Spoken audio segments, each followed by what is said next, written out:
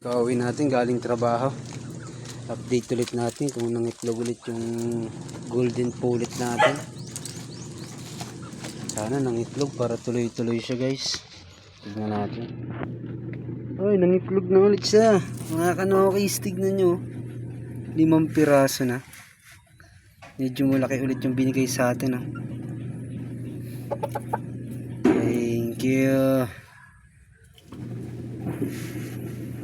Ayan, guys. 5 piraso na siya. Nice. Good work, good work. Mukhang maganda ang natin.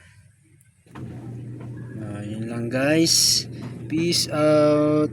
Update 5 eggs na po si golden pullet. Ayan siya. Nice job, golden pullets. Paramihin natin ang lahi mo. Peace out.